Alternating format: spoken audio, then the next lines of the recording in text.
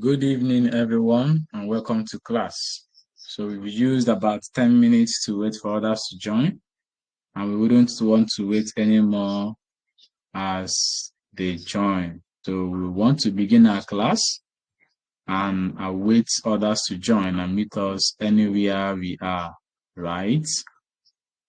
My name is Jahbuikem Anderson, but you can call me Jadons, and I'm your host for today's program, as always. Going to take you hand in hand on how to model the editor. I'm also going to let you understand how to combine tables in Power Query Editor, and also how to create measures as a data analyst in Excel. Remember, most of us feel that all these particular procedures can only be done with just Power BI. And we forgot that before Microsoft brought about Power BI, Excel has been there to help us get in hand of what we need to do when it comes to data analytics. And that we all have seen, the class sections is recorded, but we know that give or take, you might not have the leisure to stay and watch a video of 1 hour plus. But in other cases, we plead that you please be on this call live and direct to see everything play out as it's supposed to be. However, we are going to be using the data set we use as of the part 1 of the class. In the part 1 of the class, we learned how we can quickly automate our data process using Power Query Editor. In that class, if you've seen the video, we are taught on how to get data into Microsoft Excel via the Data tab. On the Get and Transform Data ribbon, we saw how we can get data into Excel and even how we can launch data in the Power Query Editor. Additionally, too, we saw how we can manipulate and transform data to get the desired result we are looking for. We noticed that even though we had one table in the original data, we came about extra 2 tables. And once we are done, we make sure that the data is consistent and it's very meaningful for our usage. Then we closed and loaded to table. That is what you are seeing here in my screen right now. We are seeing the data as it's loaded to table. We are seeing the first table, which is sales. Then the next table is customers. The table is products. And the last table is calendar. These were the 3 extra tables we created from just the original data. Now, this is the original data that we used, which is about 112,000 rows of data as we are seeing it now. 112,000 rows of data. And it adds extra 37 to make it up to what it should be. Now you see and noticed that we used Microsoft Power Query Editor in Excel to work on this data set to a point whereby we arrived at 3 extra data, as the case may be. Now we want to see how we can combine these data sets and build model with it. To do that, we are going to go back to our Power Query Editor because that is where we can continue our usage of data automation at size formulas. So let us kickstart. I'm going to click on any of the tables, so be it sales or customers or products or calendar. I'm going to click on either of them. And when I click on either of them, I will now load it up to Power Query Editor once again. So let me quickly share my screen to see all I'm doing here. so that you can see them clearly to be. But please confirm you can see my screen clearly. Kindly confirm you can see my screen very clearly, please.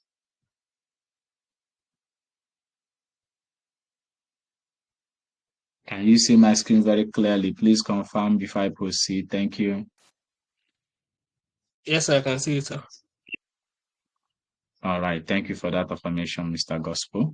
So I'll go straight to my query tab because this data set is a table which was gotten from Power Query, right? So we have two extended tabs for us aside the salary you are seeing on my screen. We have table design tab and we have query tab, all in green because they are attachments. The original tabs are those in white.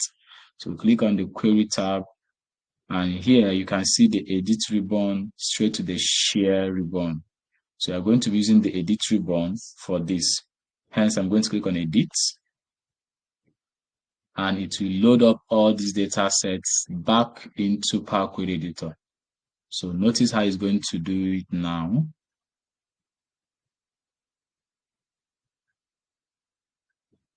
You notice now it has loaded everything back into Power Query Editor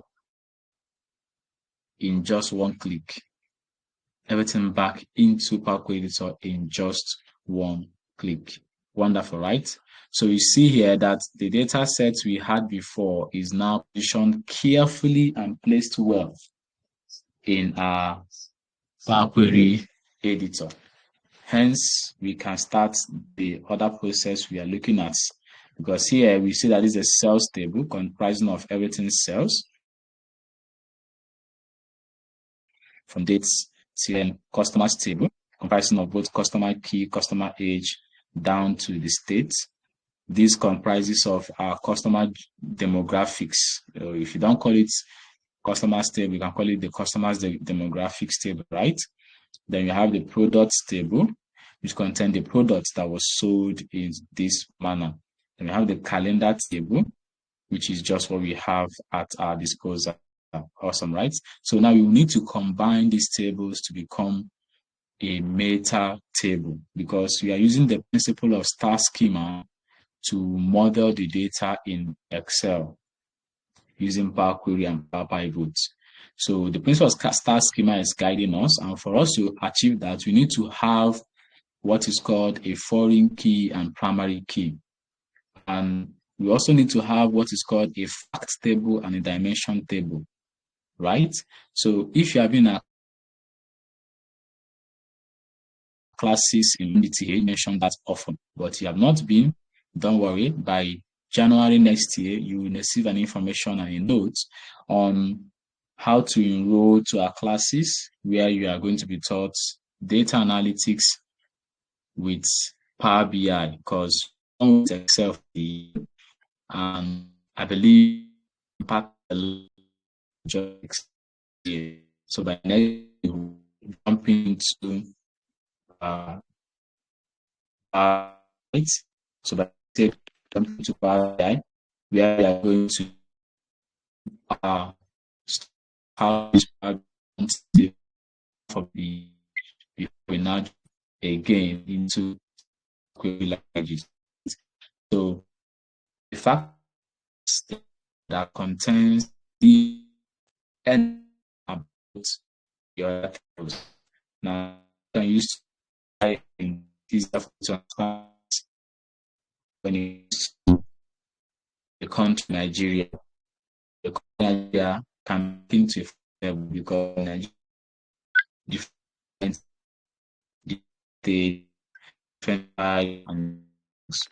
right? So because of being a country that has this in quotes, Nigeria is a fact table. It contains everything about what we need to know in the entity Nigeria. Then we now have dimension table, which are the individual, separate, unique tables.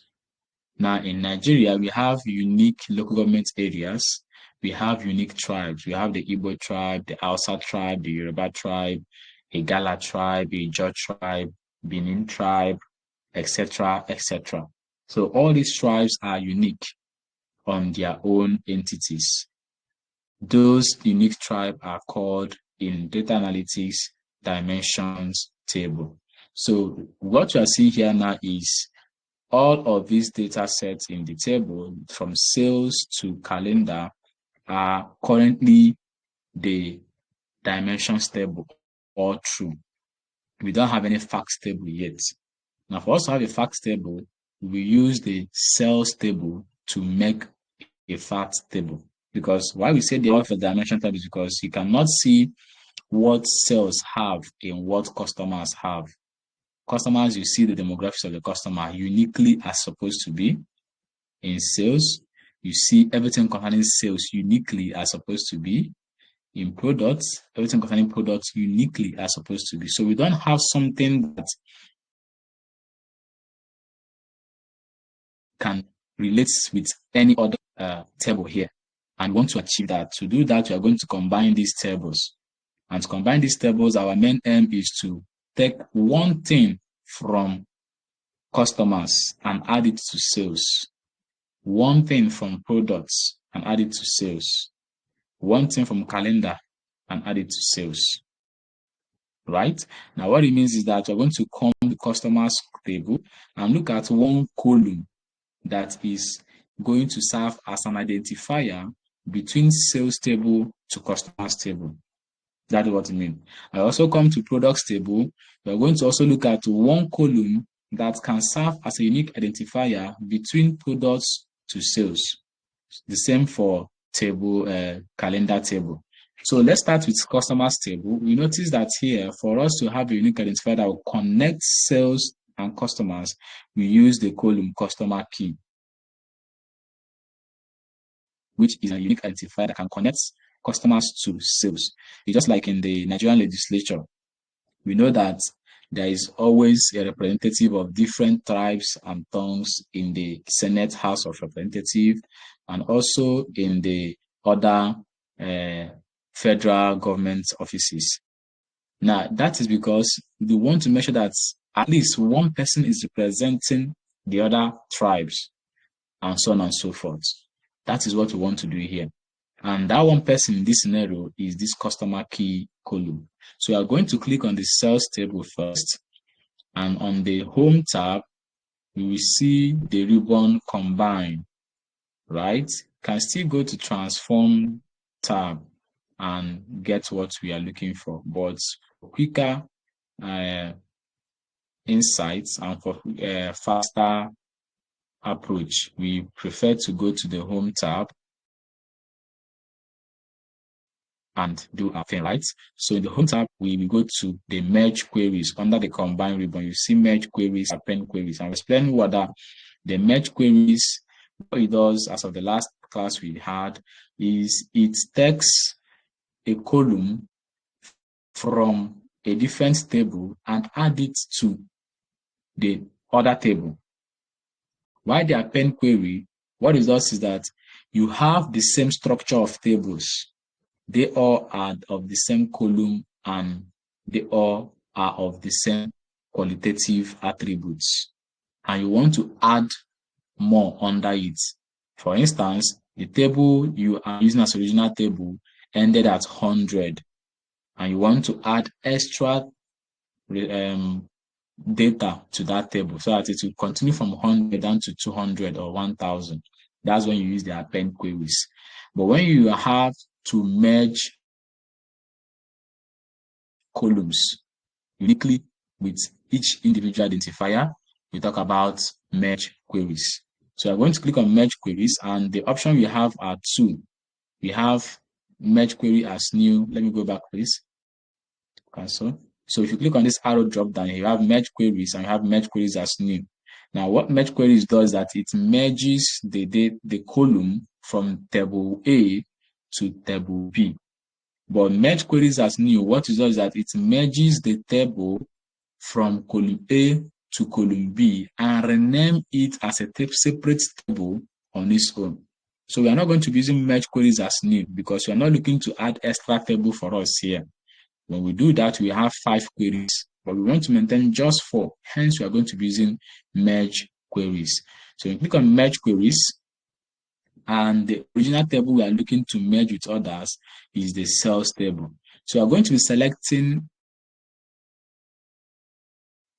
a matching table and column to merge these tables together. So over here, you are seeing the sales table already, which is the original one we selected. And also notice here that on the queries pane, there is a warning sign here. This warning sign does not mean that you are doing a wrong thing. No, it means that you are performing a merge or a manipulation or a transformation called merge on this table. So until you are done, the sign will leave the query. So here we are going to choose a table. So we want to focus on the first table after sales, which is customers. And we have customers here. Now we will need to choose which column can actually be related to this particular column. So which column from sales can relate to customers? Well, obviously, we always love merging tables using quantitative columns. So I can choose to say order quantity and customer key, or order quantity and customer age, right? And notice again that once you choose a particular column from one table, Power Query will ask you select the same number of columns from both visible tables to continue. So it's guiding your process in this. So I'm going to just click customer key now because I'm trying to merge them together. So I'm using a quantitative data, which is a quantitative column, which is order quantity and customer key. So at this point now, Power Query will start estimating the matches based on preview. Does this particular column match this column? If yes, what happened in this column as it is it happening in this column as supposed to be? This is what Excel will run in just seconds and then tell you what you have as a result. So over here, you see the join kind. So in set theory, for those of us that are mathematicians or statisticians, we have a set theory, right? Which helps us to understand intersection of sets, joints of sets, union of sets, and the rest of them. So that is what happens in join. If you get to the point where you use SQL for analysis or for data-based management, you see yourself doing what is called left join, right join, inner join, and full join. And that's what you have here. When you understand this join kind in the merge, you can easily flow with that of Power Query Editor. So here you see that Excel ordinarily has chosen that the join kind of these tables is left outer. What does it mean? It says that it means that Excel has matched all the columns in first table and choose the matching ones of the second table, right? So the first table we have here, we have the left table, is sales. So once you click on sales and also click on customers column or customers key, Excel looked up the values in sales and see how they relate with the values in customers table. And once that happens, it has performed what is called the left outer join. Then if we clicked first on customers before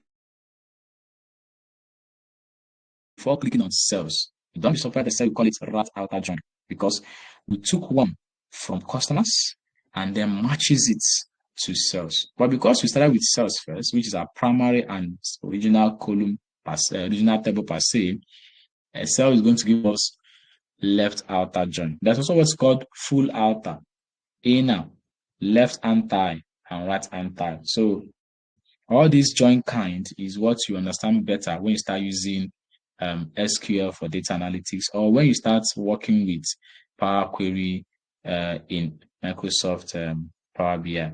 So, okay, I think I need to redo this again, please. It's left outer. I'm not using fuzzy matching. So do not be tempted to click on use fuzzy matching to perform the merge. What this does that it will want to fish out some unique items from from the separate columns you are trying to merge in the different tables. But since we are not trying to do that, we are focusing on getting the relationship that is applicable for both tables. We are going to click OK. So when that happens, notice that our apply step says we have merged queries, and we still have to expand this because it has taken the details from the customers table and added it to sales table. But still, we are not going to be using every details in the customers table for this. Hence, we need to take the particular detail we want or the particular column we want to add up to sales table. That's why when you see this column that says table, right? Because this customers is a table. So when you see this arrow here, it means that you need to perform an action. And that action is to expand it and choose the column of choice. So we're going to click on this particular icon, and Excel brings out the columns in this customers table. This column we are seeing here are what we know to be in also the customer's query, right? But now we want to choose a particular column we want to merge with the sales table. And that column is the customer key. So I'm going to uncheck all and only select customer key. And here it says use original column name as prefix. No, we are going to uncheck this because we don't want it to appear as customer key.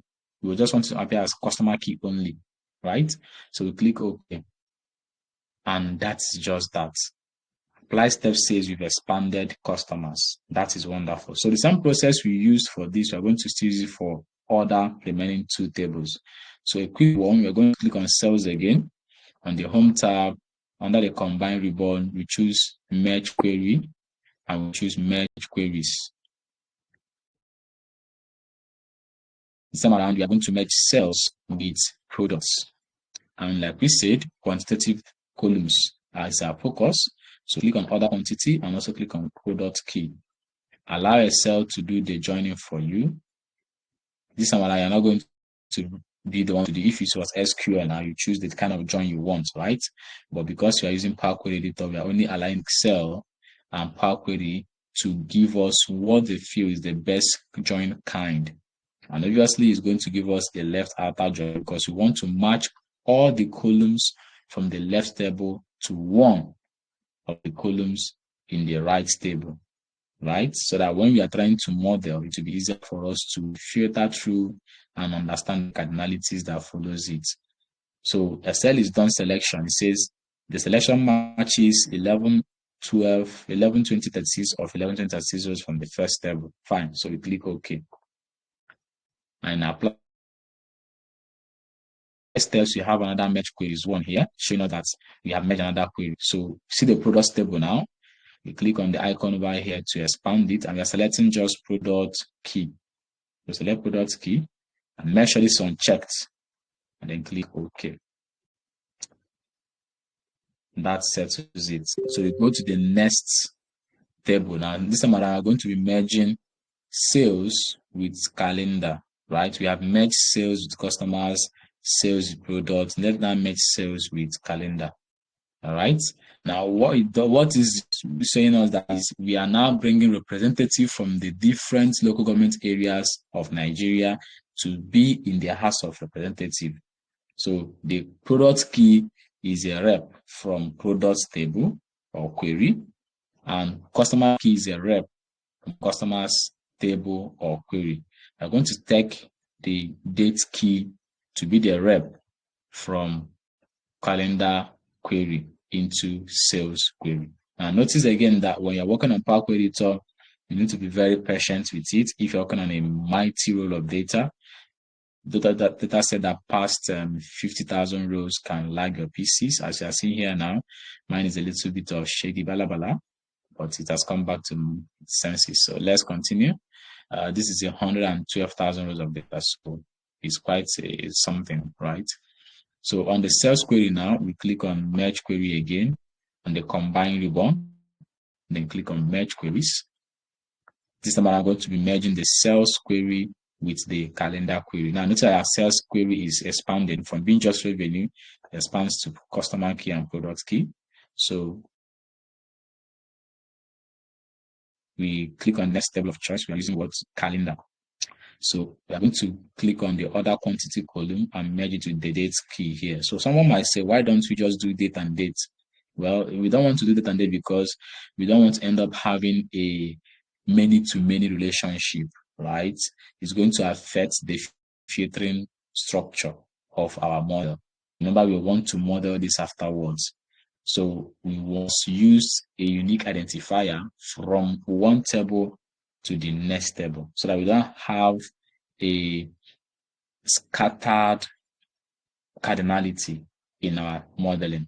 Now, what we mean by cardinality is the kind of relationship that happens between the facts table and the dimension table. It's always a best practice to have a many-to-one relationship between the facts table and dimension table.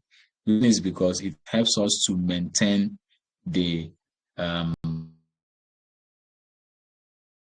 star schema structure, and also makes it easy for us to model the data. And also, additionally, it makes it easy for us to run any calculation with DAX, be it measures or calculated column. And secondly, or lastly, per se, it helps us to have a well-structured data that would not lag while operating on them, right? So having done with this, we click on OK. And as usual, it will bring up the calendar table into the sales query. And we have to expand and choose the key column we are looking for. So we are going to wait a bit. Sorry, it's quite something here, right?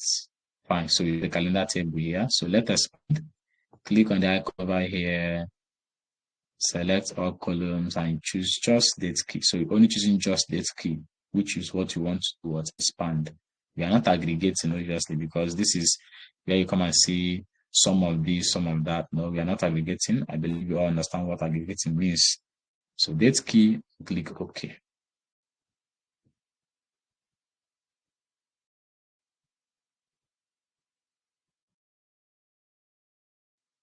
So please assess patience with my laptop. It's kind of lagging tonight. I don't know why. So once this is done, we are good to go. We have finished the first part of our lesson today, which is combining tables. Combining tables. All we need to know is to model the table, right? And to do that, we need to use the power pivot. The power pivot. So these columns we've added here are very much good and unique. Remember, it is just like the explanation I used before, or the illustration of having to have at least 2 or 1 representative of tribe and tongue in the House of Assembly or the Senate body, as the case may be. So this is just what happens to this. So now we have a fact table, which is the sales table that contains distinct values of the data sets. And we now have other 3 tables that contains unique values on their own nature. And the structure are different, right? The structures are all different. So with this we have now, we can conclude that we are done combining these tables as supposed to be. So all we need to do now is to make sure that the order is in line and okay, because the customer key and the date key and also the product key needs to come before the other quantity column, right? They need to come the other quantity column. So what we need to do is to reorder it. We need to reorder it. So let's reorder. And for us to do that, if it was normal Excel, it would be inserting column all through, but we're going to just hide the columns you want to reorder with this customer key down to date key. I'm going to drag from the header. I'm going to just drag them to the point I want it to be. So I just want them to be before quantity. Fine. So I draw them here, right? So after the dates, we now have the other date columns of keys before other quantity count. So I drop them here. Fine. We see you now have dates, date key, product key, customer key, other quantity, unit cost, unit price, profit, cost, revenue. So in this apply steps, we have reordered columns as our last step in the applied. So with this now, we can close and load, right? Before we did close and load to initially. That was the first thing we did in the part 1 of this lesson, close and load to. This time I'm going to do only close and load, right? Because we already have a table or a structure existing for this to be loaded into it. So no need to use close and load to. Hence, we're going to go to the home tab, and on the close ribbon, you see close and load.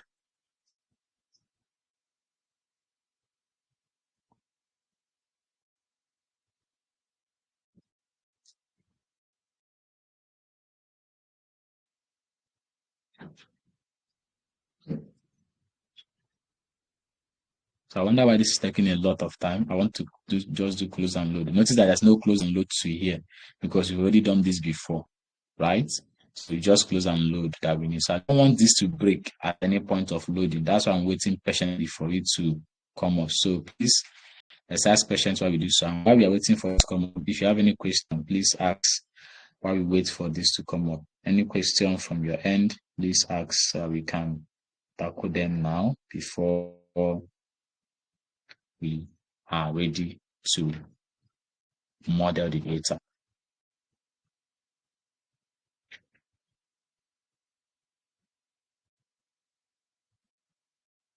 Please ask your questions. It's so much welcomed.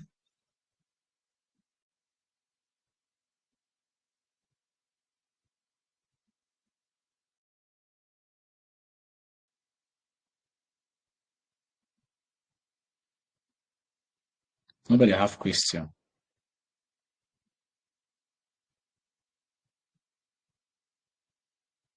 Question to ask. Question? Yes, please. You can unmute. Tell us your name and question. Thank you. My name is Gospel. Okay, Mr. Gospel. This merge, is it only when we are doing fact and what's that name again? Dimension table. The schema, the fact and the. So please remind me the name again. Under the Dimension table and fact table. Dimension. Yes. Is it only when we have fact and then dimension table that we can do this merge? The idea of merging queries is that we want to have both what is called unique identifier and distinct values in our data sets. And the principle that guides is the star schema principle, where we must have a fact table and a dimension table. Remember, on a real-life scenario, data sets cannot come in just one table, right? And at the end of the day, you'll be expected to run a report and also build dashboard. So you wouldn't want to do a report on separate tables and also build dashboard on separate tables. No. Hence, when you build when you have a query or two queries being merged together, it helps you to bring out details from each of the tables without trying to build separate dashboards for them. Because if you don't do so, you cannot relate or create a relationship between table A and table B. Hence, merging queries is a go-to for you to use in order to create that relationship that will help you to build proper reports and proper visualization.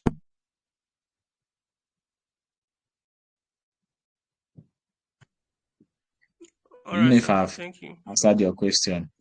All right, thank you very much. So another one. Okay. Please, what if there is no unique identifier?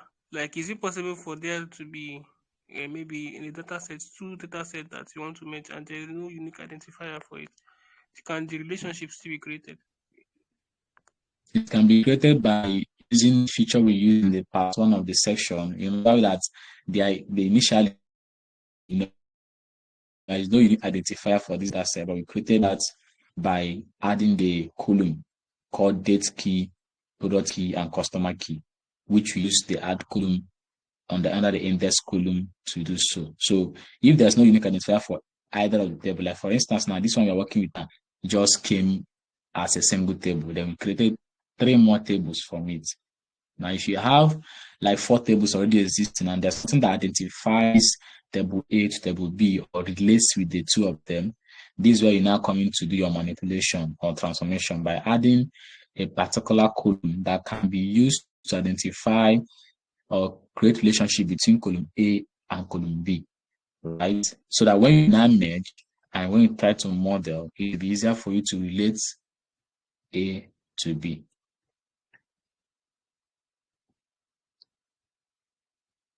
I don't know if that's clear. It's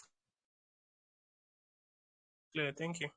Okay, thank you very much. So let's close and load. So I'm going to click on close and load, and I need to load up into our table. So let's wait for it. It says retrieving data. So it's going to take a while.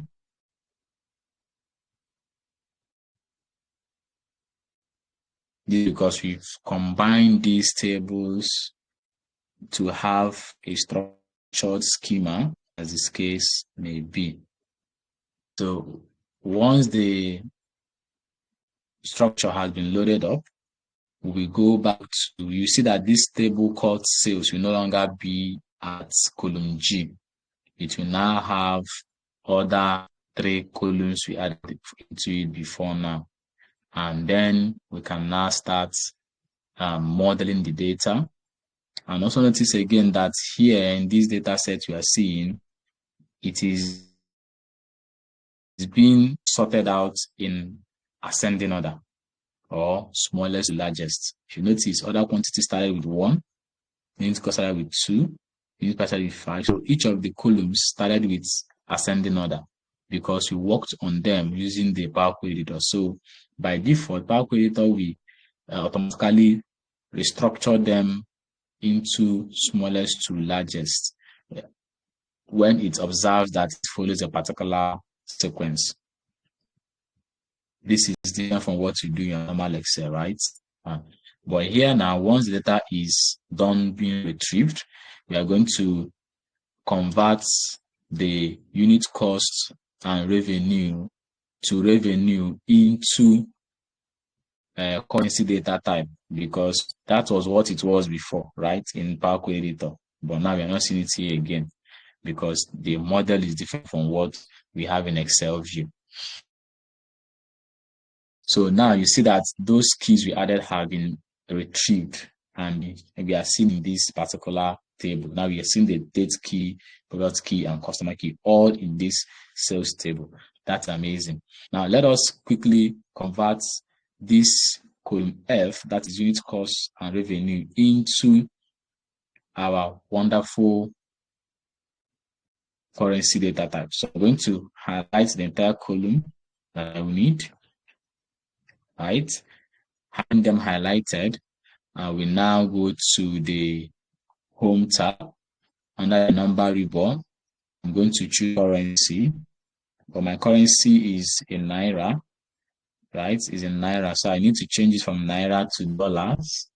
To do that, I'll click on the extension here, and then under the symbols, I'm going to choose United States because this is not Nigerian data; it's United States data, right?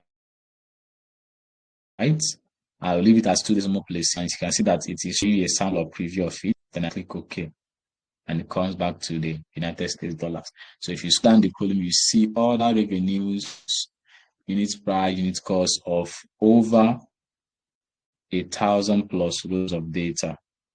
And here we are seeing it play out fine for us. Wonderful, right? Just wonderful. So let us continue. Now that we have sorted out this particular part of our class, let us now model this data. For us to model this data, we need to load up the Power Pivot. The Power Pivot is a wonderful tool for modeling data in Excel. I'm going to go to the Power Pivot, which is just at my menu here in the tabs. We believe that by now you must have understood how to prepare your tool for data analytics by loading the add-ins and everything that's supposed to be there. So you see that when I click on Power Pivot, I have data model, I have calculations, I have tables, I have relationship. So in data model is where you can manage the data. In calculations, you can build DAX, in creating measures, right? And KPIs as well. Then in add to model is where you add the data to model. Then detect is where you detect the relationship. And to add to model, you start with using a pivot table to do that. But let's first of all go to detect relationship so we can model that data. So click on detect relationship. Now there's no relationship detected, right? So let us add the data to model. So click on add data to model. And Power Pivot loads up its view for you. We've seen that the relationship yet, even though that we created something beside each and every one of them. So we have the sales table, product table, and calendar table. You are seeing the table view. Here you're seeing the Power Pivot environment. It has a home tab, a file tab, a design tab, and advanced tab. In the home tab, you saw the clipboard, which is obviously easy for us to go through. It normally is for copy and pasting and the rest. Then you have the get external data. So let's say and assume that you don't have the data in these particular tables and you want to get extra data from other sources, maybe in the web, databases and the rest. Click on from database, you see SQL Server, Access Database, Analysis Service or PowerPoint. Data from service or data, other sources, existing connections, right? If you are not seeing the table you are looking for here, that's when you now try to get from other points of data collection. Or you want to add more table to this data for the modeling. That's when you also choose these options. You have the refresh, in case that there's any operation you do refresh, and also create pivot table from here. You see pivot table, pivot chart, chart and table vertical, two charts horizontal. So this is easier for you to create pivot table from here because here pivot chooses and uses recommended tables for you. Then again, you can still format your table if you wish to, sort and filter it, find and replace, perform calculations, and also change your views for home tab. Then for design tab, this is where you design the structure of your data, right? Here you have the columns. You want to add columns. So the way you add column for Power Query, you can still add columns using a pivot table. If you miss doing that in Power Query, you can even freeze a particular column the way you do it in normal Excel using this freeze here. Then choose a particular width that is in your column. You know, in Excel, you have what is called auto column fit width. And here we can perform that as well. Then calculations, insert functions, and the rest of them, you can do that from here. We go to insert functions here.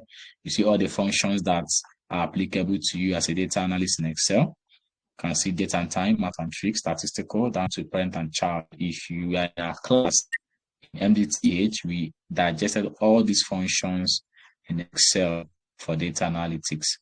Then calculations options is automatic. You can create in there. Here is where we create relationship, right? Create relationship, table properties. Any table that is a date table, we already have that already, so you don't need to create it anymore. So you have a calendar table, which is a date table. So we don't need to do this for calendars because we already have it. But let's say we don't have it. And that is where we now come to the original central table, which is the fact table, and then change it to ask Power Query, sorry, Power Pivot to locate the one that is to be a date table, right? That is automatically done. But in case you want to do manually, you can just select the columns that are supposed to be a date table and then click mark as date table. So what the Power Pivot will do is that it will select those tables for you and create a new table, calling it calendar, as the case may be. Then in advanced, here we can see how we can manage and create perspectives, summarize, show implicit measures, and also look out for languages and synonyms. So this is what you see in Power Pivot, but most often you will be making use of the Home tab and Design tab whenever you want to model data in Excel. So there are two ways to model data in Excel. I either go to the Home tab and change the view from data view to diagram view. If I choose diagram view, it will show me those tables, right? Both of us that are used to Power can attest to this kind of view. This is what you see in the model view of Power BI, right? Here. You're also seeing it now in Excel. So here you can easily drag and drop to create relationship. Very easy. But if you don't want to do it this way, you can still go back to the data view and go to design. You see the relationship control ribbon. So you click on create relationship or manage relationship. So let's create relationship. So here you see that the same thing you do with merging of table or queries, you also do it with creating relationship, right? Fine. So this is also applicable in Power BI. So we want to create a relationship between sales and customers. And we want to use the customer key from here and customer key from here. So clicking on these two, we create relationship for us. Notice that it says active, right? No error. Before it was here, it says string review. Relationship between sales, customer key, and customer's age group is a main-to-main relationship, which is not currently supported, right? So it's fair to use customer key to customer key. So you click OK. And it will create that relationship for you. So another one, and let's create another relationship again. Now between sales and products, and we are choosing product key and product key, right? Then click OK. It must be active. Then click OK. It models the relationship. Now let us just leave these two and go to manage relationship. Click on this. You see that we have the relationship that we created before. They are not here. They are active. Customer key in table to customer key in customers. Then product key in sales and product key in what? Products. And the cardinality is the one many to one relationship. So the direction is filtering to sales, which is correct, right? These are the things you also see in Power BI when you go to the model view, but it's more advanced compared to this particular Power Pivot. So the cardinality is filtered to many to one, which is wonderful because mini table, that's the sales table, is a table that contains almost everything about each of the other tables. Just like we use the example of Nigeria and the government areas and urban nations inside it. Fine. So we close this. Now let's come back to the Home tab. Let us see how we can view this in diagram view. So go to diagram view now. Notice the relationship here. See that connection here has been created between sales and customers. So now we want to see how we could use this diagram view and also create a relationship between sales and calendar. So we say is date key, right? So I'm going to click on the date key, right? I'm going to drag from the date key straight to calendar date key and drop it. It has created a relationship. Now, that's also what you do in Power BI, drag, drop. Or you go to the design to create relationship. So now we have a facts table, which is the sales. All three tables are connected to it. You can see here now, many relationships is asterisk. One is the one relationship. So I'm going to just rearrange this to come in this form, something like this. Fine. And I can wish to expand this table to become this way. Now see, this is my making, right? It's my choice. So I have this as my model. So this table here called sales, you're not the one that created it. It just came by itself. So you can simply delete it. So you can come to the Home tab, right click on this guy and delete. Delete from model, because we are not the one that created this guy. Obviously, you will always be seeing it when you're trying to model relationship because it's always kind of going to occur in your data. So you have these three. So these are model. These are model. Now I want to give a second and allow you to look at this very well. Does it, if you are a user of Power BI, does this look similar? Is this similar to what you have in the model view of Power BI? If it is, please echo it. We want to hear. Let me share the screen perfectly well. So does this look like what you know in Power BI on the model view of data? Yes, sir. It looks similar, right? Yeah. So you see now that it's not only Power BI that can actually model data if you actually know how to use your tool very well. Most times we tell analysts, both intermediate and advanced, that the tool matters well, but what matters most is the analyst himself. My students whom I've been teaching Excel for data analytics and also the Power BI for data analytics and even SQL for data analytics can attest that whenever it's about a particular tool, we drill down to the core. I'm currently talking about 36 students now in data analytics, Excel and Power BI, and they are really learning how to do a lot of things that they never think they can do with Excel currently, talking more from Power BI. So the idea of data analytics is not just to learn entirely all the tools we use for analysis. No, the idea is for you to master the tools we use for data analytics and become good with them. So yeah, you've modeled the data and it's looking very wonderful. The same thing you are seeing here, is a one cost cardinality filtering, just as supposed to be. If you still go back to the design and go to the manage relationship, you still see it here that you have all this as it's supposed to be. So with this on check now, we are good to go and we can say, yes, we have run perfect model for our data. So on this, we are going to save. Over here, you see save. So let's save this so that our work or design of model will not go to waste. So let's allow Excel to save, Power Pivot, to save it. So we save.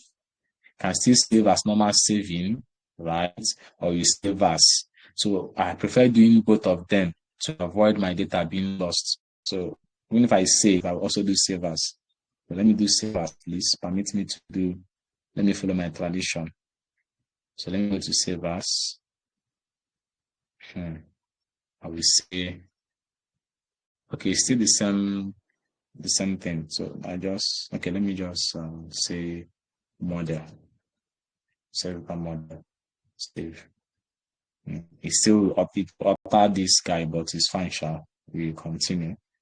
So we've modeled this. Let us now create measures with this. Remember, we are taking it one at a time. So I'm going to teach you how to combine tables in Excel using Power Query. Also teach you how to model it. And now you've seen that, yes, we can actually redo those two in Excel for data analytics. And let's create figures quickly.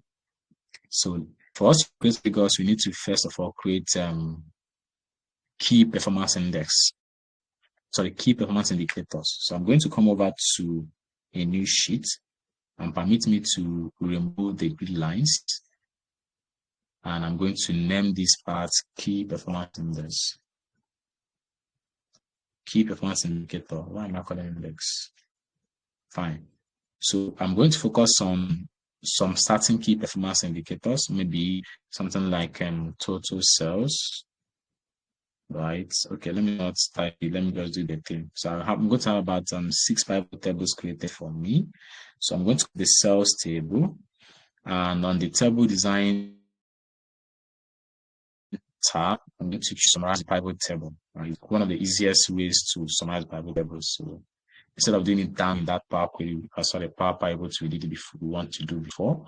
So choose summarize the pivot table, and that's sales, right?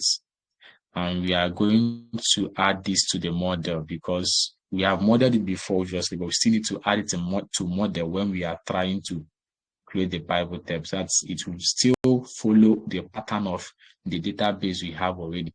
So add to model, and we already have a new sheet which is open for us. So we need to click on existing worksheet and making sure this power location box is active. We choose the sheet we've created before, which is sheet 2.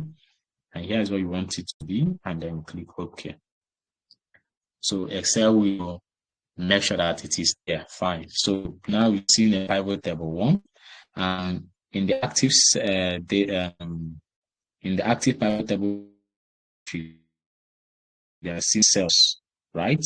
Then if you click on the all button, you see other tables. Now, calendar, customer, product, and sales are in our databases. These are databases. Notice the symbol of that is just beside the table. Why calendar, customers, product, and sales 1?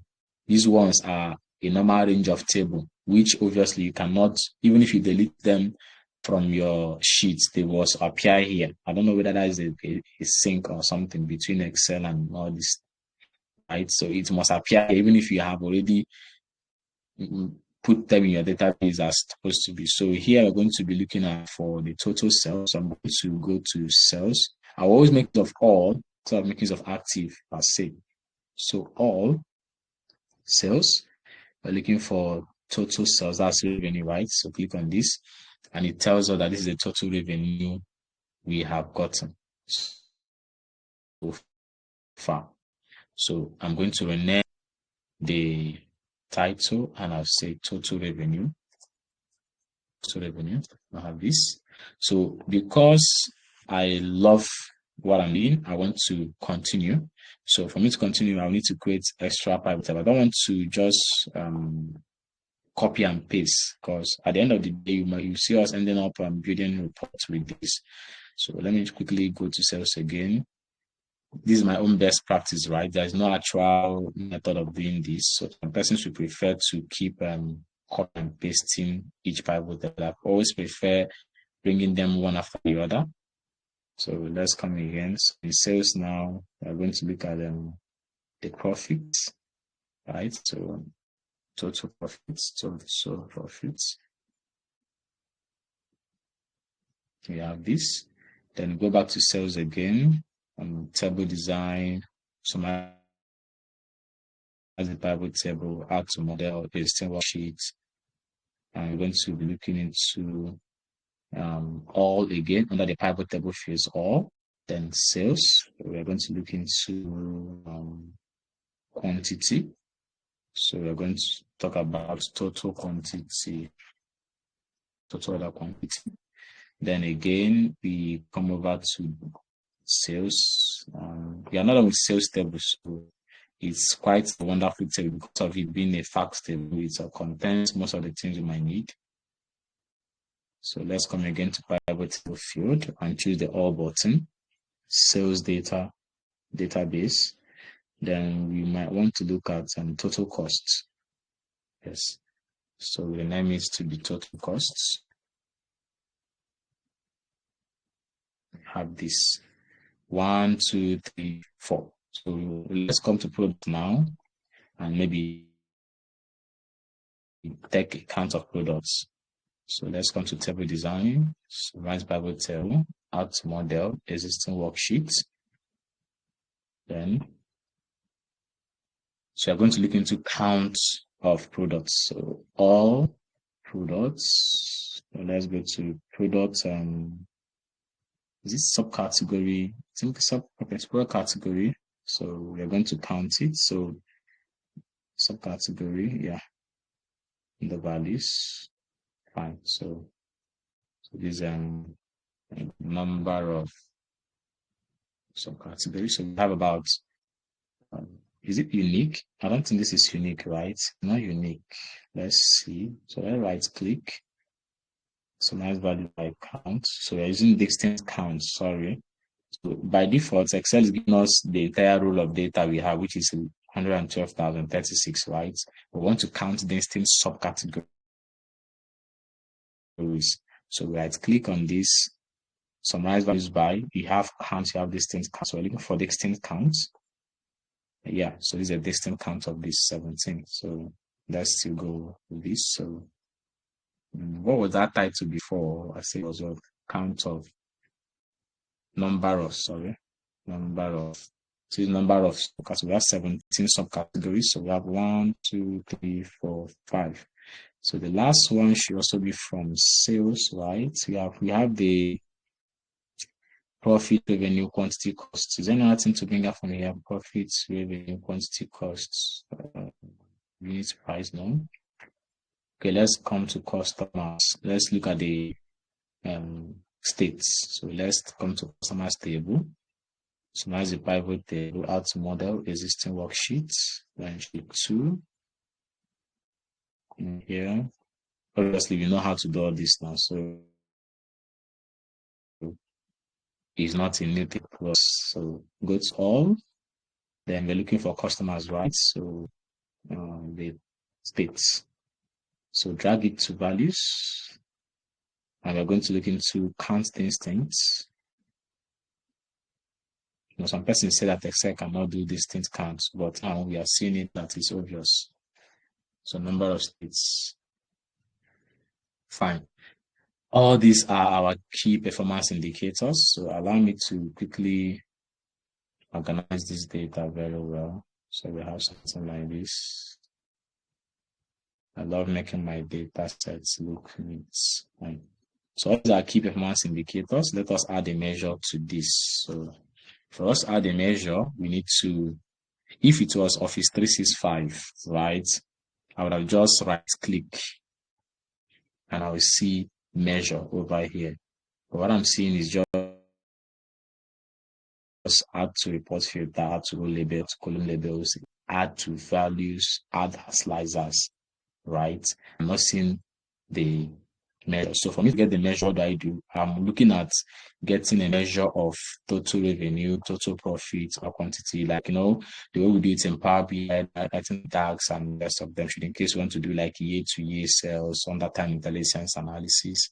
So I'm going to go to pivot table. No, I'm going to design. No, where do I go to? I go to Power Pivot, right? Because it's still where we are going to continue our modeling. So in Power Pivot, I'm going to get a measure for total cost, measure for total quantity, measure for total profit, or total revenue, as the case may be. Although I have it here as normal values. So the idea is at the end of my performance time intelligence analysis. So under total revenue, now I'm going to be clicking for measures, like in Power Pivot under the calculations ribbon, new measure, right? So here's the measure, and Excel is asking us what do we want to get as our measure. So I'm going to name this measure here. Suitable name is sales, right? Because we took this total revenue from sales. So the measure name here should be total. I just name it total sales, so that will be different. So I can put a description like myself. Whenever I'm writing DAX measures or calculated column, I always like to put descriptions. So I will say sum of all the revenue. So I love putting descriptions, right? So let's add a formula to this. The formula is just to sum revenue. So sum, right? Sum of revenue. Sum revenue. So we first start with the table itself. So sales, if you know how to ask very well. So sales revenue is this guy over here. And if there's any error, we will know. So how do we know? Click on check formula. And it says calculation error in measures total sales, right? Single value cannot be calculated. So need to do what? Sum this, right? This is a proper way to pen it down. So check formula again. No error in formula, right? So sum what? Sales is a table name. Revenue is a column name. So click on OK. And it does the DAX for us. So let's see what happens here. So it's running the thing for us. Very wonderful. Fine. Now you've seen that we have a measure just on the sales data table. Look at total sales. I don't know. Have we seen this total sales here, please? Come. We are seeing it. Have you seen total sales here?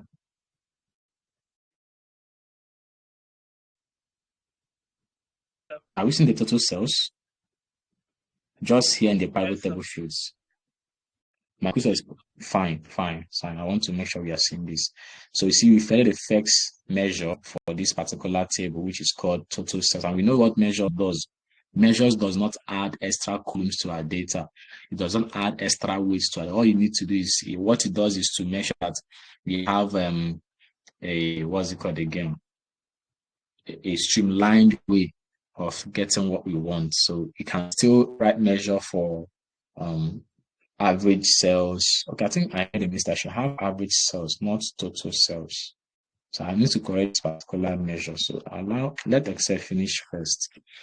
This should be average sales, not total. We already have total sales. So I'm going to write measure for total sales, total revenue, average order quantity, and average total cost. Then we know that we have done justice to what we say about today in data automation with Power Query Part 2. So it's going to take not a lot of time. I think that my system speed is lagging. 3.00 gigahertz processor speed and it's lagging. Says cannot add a few total cells to private because formula is invalid. Can you imagine? And that's you to add it for me. It's already here. See it here. See total cells here.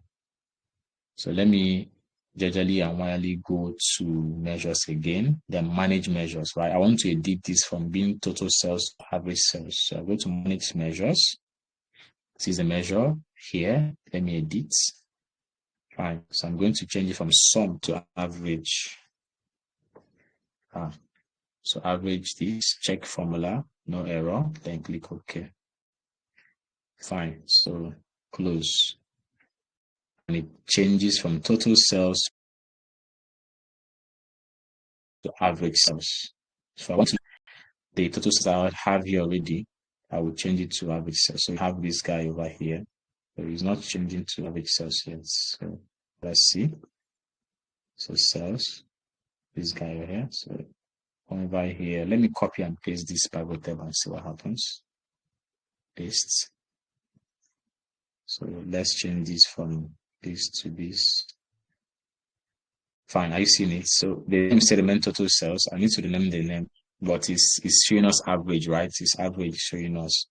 So let me rename it measure name edit.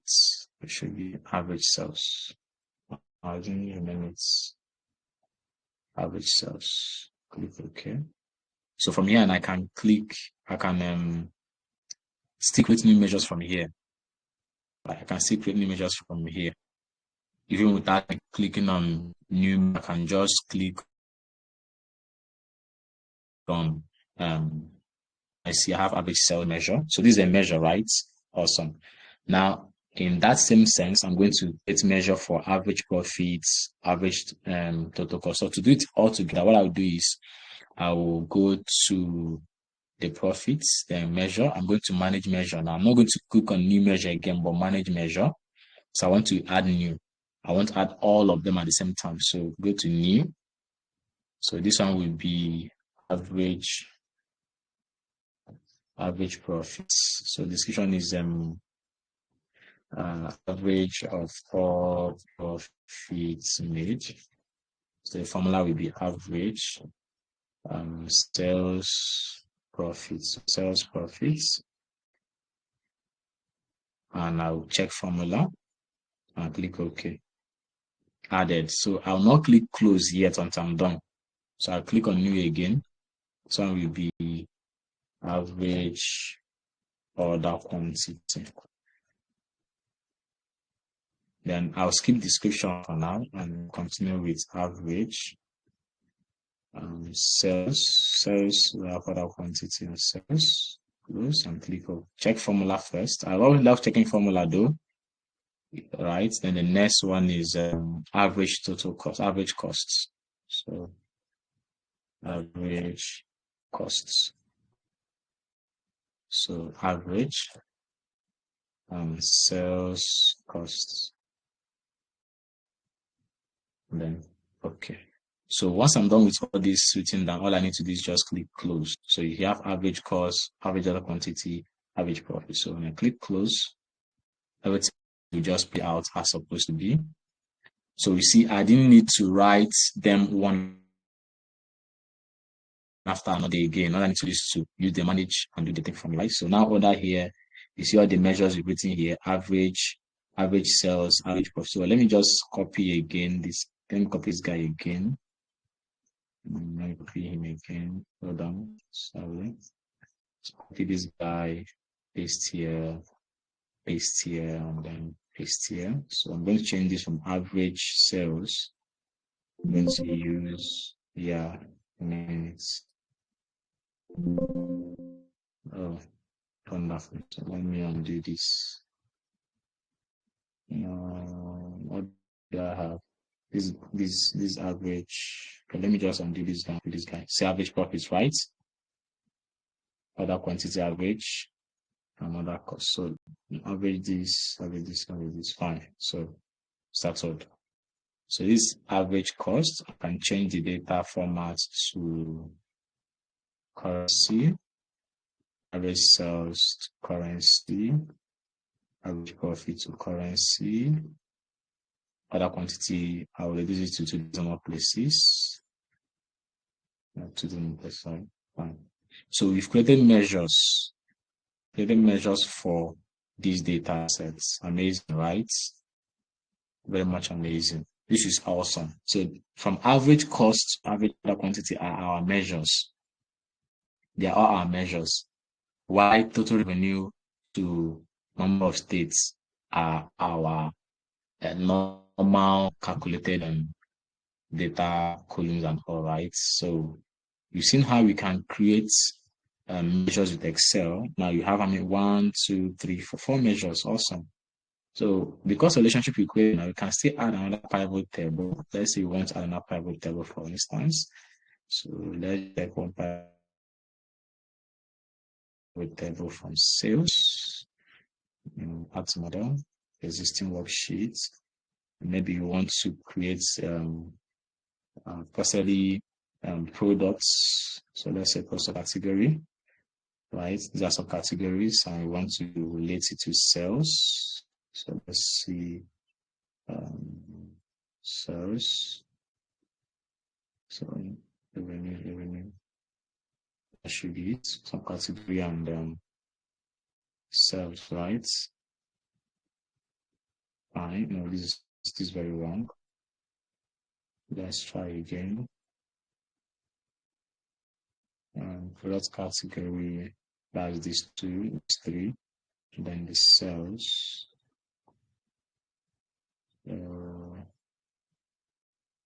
Why do we have 1? No. Nope. Just trying to make something sensible here. Let me get it done. So give me a moment to get this. I wonder why it's giving me bags. Let me get this guy. Hold on. Okay, this is from the database. So let me leave the database out of this and focus on the normal table. So category, then sales. Fine. So let us see if we can automatically detect the relationship. So let's see if we see. Fine, I said detect the relationship here. Okay, my relationship. So these 2 are already active. This guy is already active. So I think we need to deactivate one, but let's just leave it. Later on, we'll talk about this guy. I'm just trying to play around with it. We'll come back to this on data automation part 2. So let's just start. So in this particular analysis, we have seen what we promised to play out to be so. We promised you that we're going to show you what happened. Okay, fine. We promised that we're going to show you how to combine tables in Power Query Editor, and we did that. We also promised that we're going to show you how to model data in Excel, and we did that. We also show you how you can write measures in Excel. We'll show you that. So these promises, we are not null and void. They are wonderful promises, and we all fulfill them, as you can see. Power Query Editor, data automation, advanced Excel. Advanced Excel is a wonderful tool for you to utilize as a data analyst. So never underestimate Excel for what it can do, although it also has its limitations, but for what it can do, always give you that acknowledgement. So please, thank you very much for joining the call tonight. Wait for part 3. It's going to happen on next two Fridays from now. We are going to show you how to use macros and VBA to record your data cleaning processes and easily use it to also clean similar and the same data types and data sets just as you have it in your different industries. Please, I welcome your questions, but that will be in the call because I'm running on chat battery. Thank you very much for joining on this session. I really appreciate on behalf of Mdth. On behalf of Mdth, we say thank you very much for always coming by, always being there and seeing how things play out in every nooks and crannies of our section. So you can drop your question in the chat and we'll tackle it. I promise you, I will answer your questions, any question at all you have when it comes to writing measures in Excel using the Power Pivots. Have a wonderful night's rest as the recording will be sent to you in a moment. Good night.